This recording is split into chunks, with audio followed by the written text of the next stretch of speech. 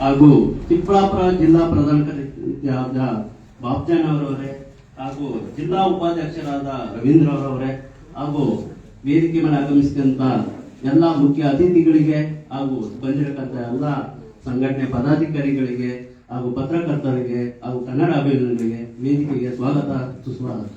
ಈ ಗಡಿನಾಡನ್ನ ಗಡಿನಾಡು ಕನ್ನಡಿಗರ ಹಬ್ಬ ಯಾಕೆ ಆಚರಿಸ್ತಾ ಇದೀವಿ ಗೊತ್ತಾ? ಇಲ್ಲಿ ಕನ್ನಡನ ಬೆಳೆಸ್ಬೇಕು, ಕನ್ನಡನ ಬಳಸ್ಬೇಕು ಅಂತ ನಾವು ಕೇಳ್ತಾ ಇದೀವಿ. ಈ ಗಡಿನಾಡಲ್ಲಿ ಎಲ್ಲಾ ಕಡೆ ಹೋದ್ರು ಬರೀ ತೆಲುಗು ಮಾತಾಡ್ತಾ ಇದ್ದೀರಾ. ತೆಲುಗು ಯಾಕೆ ಮಾತಾಡ್ತಾ ಇದ್ದೀರಾ ಅಂತ ನಂಗೆ ಅರ್ಥ ಆಗ್ತಿಲ್ಲ. ನಮ್ಮ ಭಾಷೆ ನೀವ್ ಯಾಕೆ ಬಿಟ್ಕೊಡ್ತಾ ಇದ್ದೀರಾ? ನಮ್ಮ ಭಾಷೆ ನೀವು ಪ್ರೀತಿಸಿ ನಮ್ಮ ಭಾಷೆನೇ ಮಾತಾಡಿ ಅಂತ ನಾನು ಕೇಳ್ತಾ ಇದ್ದೀನಿ. ಯಾಕೆ ನಮ್ಮ ಭಾಷೆನೇ ನಾವು ಬಳಸ್ಬೇಕು. ಕರ್ನಾಟಕದಲ್ಲಿ ಕನ್ನಡಿಗನೇ ಸಾರ್ವಭೌಮ ಅಂತ ಹೇಳ್ಕೊಂಡು ನೀವು ತೆಲುಗು ಭಾಷೆ ಮಾತಾಡಿದ್ರೆ ನೀವೇನ್ ಕನ್ನಡಿಗರ ಸಾರ್ವಭೌಮ ಆಗ್ತೀರಾ ಅಂತ ನಾನು ಕೇಳ್ತಾ ಇದ್ದೀನಿ. ಒಂದು ಯಾಕೆಂದ್ರೆ ಕರ್ನಾಟಕದಲ್ಲಿ ಕನ್ನಡಿಗನೇ ಸಾರ್ವಭೌಮ ಅಂದಾಗ ನಮ್ಮ ಭಾಷೆನ ನಾವು ಬಳಸಲೇಬೇಕು. ಬೆಂಗಳೂರಲ್ಲಿ ತುಂಬಾ ವಲಸಿಗರ ಕಾಟ ಜಾಸ್ತಿ ಆಗಿದೆ. ಎಲ್ಲಿ ನೋಡೋದು ಹಿಂದಿ, ತೆಲುಗು, ಮಲಯಾಳಂ. ನಾವು ಅವ್ರ ಭಾಷೆನ ಬಳಸ್ಬೇಕು. ನಮ್ಮ ಭಾಷೆ ನಾವು ಬಳಸ್ರಿ, ಅವರು ಬಳಸ್ತಾ ಇದ್ದಾರೆ, ಅವಾಗ ಅವರು ಕಲಿತಾರೆ.